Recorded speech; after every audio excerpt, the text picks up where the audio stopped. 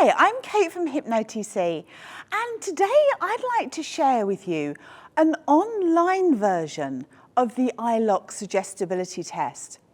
Now, as a supervisor and as a trainer, I often hear people say, well, I can't do suggestibility tests online, and I'm only seeing clients online at the moment.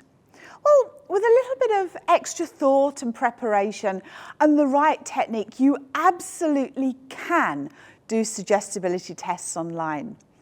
Now, the iLok technique that I'm going to share with you is a direct suggestion suggestibility test. However, if you're more towards permissiveness, then you can make the tonality more permissive. If you're a little bit more direct and getting it done, then you can make it more dynamic or more authoritarian. You can adapt the tonality to suit your approach. And it's far better to be congruent to the approach and yourself than it is to try and be something that you're not. Now, this suggestibility test has a bit of an added bonus because you can, at the end of it, ask your client to open their eyes and you can get some feedback about their experience, or if you wish to, you can transition straight into the induction because their eyes are going to be closed. Now, before we even start, and I'm going to do this as an experiential suggestibility test, and then I'm going to break it down, but before we even start, contraindications. Just like any suggestibility test, if something would hurt doing it, then don't do it. This involves the eyes and moving the eyes. So anybody that's had eye surgery, that's experiencing eye pain, or has contact lenses where looking up would be uncomfortable, just don't do it. Do a different one. There are lots to choose from. You might even have a look at our Suggestibility 101 training course if it's not something that you're familiar with. However, back to what we're doing now. The other thing to consider before we start is safety. Often, you'll be tempted to do a suggestibility test standing up. Nothing wrong with that, except online. If you're doing something standing up and your person's here, if they start to wobble, then you can catch them, you can redirect them. If you're doing this online, it's much safer to have your client or your volunteer sitting safely and securely. That way, if they wobble a little bit, the chair will catch them. So, are you ready? If it's safe for you to do so, what I would like you to do is I'd like you to engage your imagination. There's no need for you to make anything happen.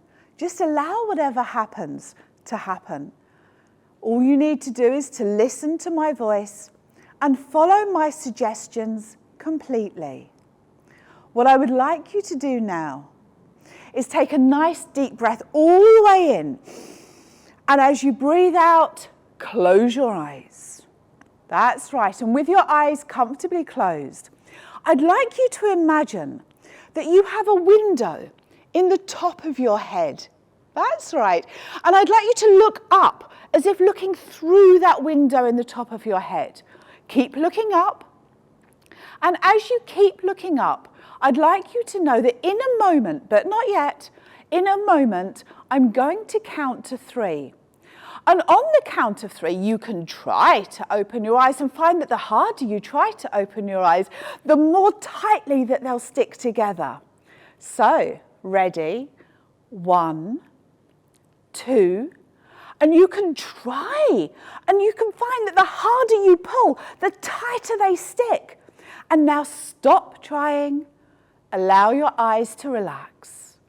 Now take a nice deep breath in and open your eyes. Well done. So let's break this down. We start with eyes open.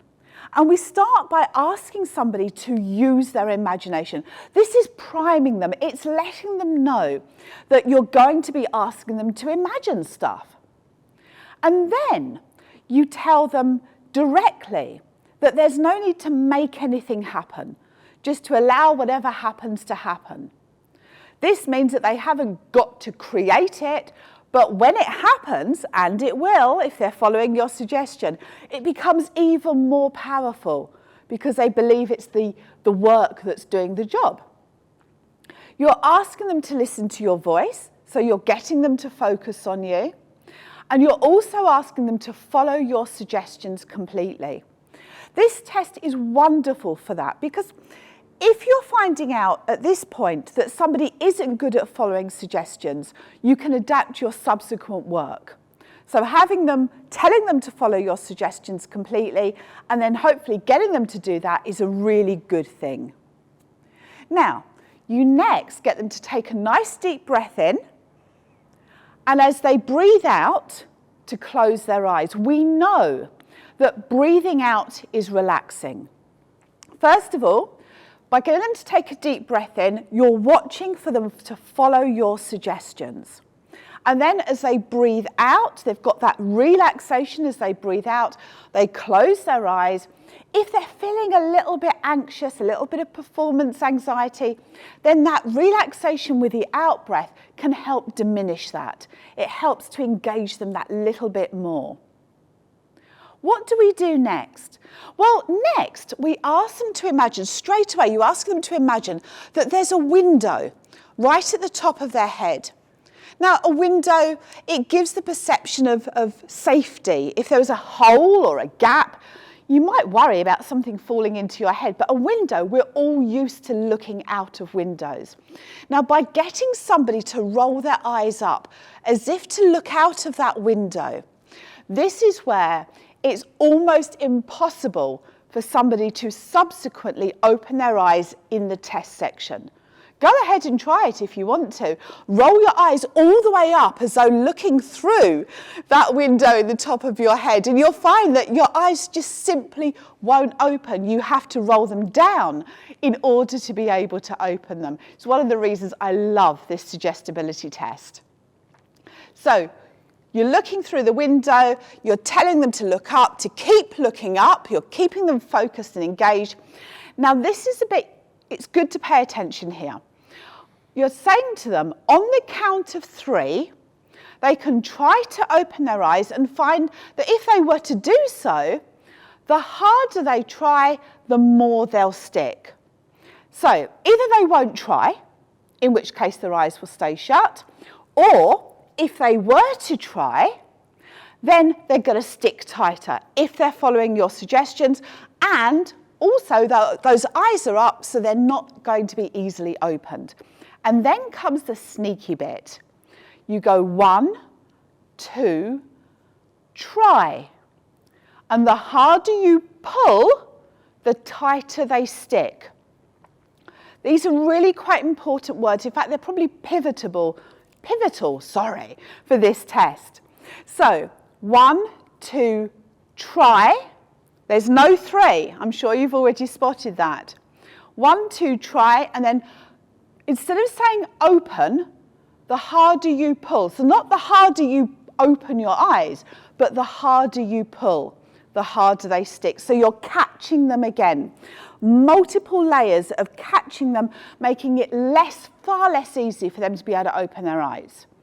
Very quickly, you just give them a moment or two, and then you ask them to stop trying, to relax. So you want those eyes to come down, and then you get them to take a nice, refreshing breath of air and open their eyes. By getting those eyes to come down with the relaxation, then they're ready to open their eyes when you ask them to. This is a fantastic suggestibility test. As I mentioned, if you want to, whilst their eyes are closed, you can transition into some eye closure suggestions, such as your eyes can remain wonderfully closed, comfortably closed, and then move on to a deepener if you wanted to.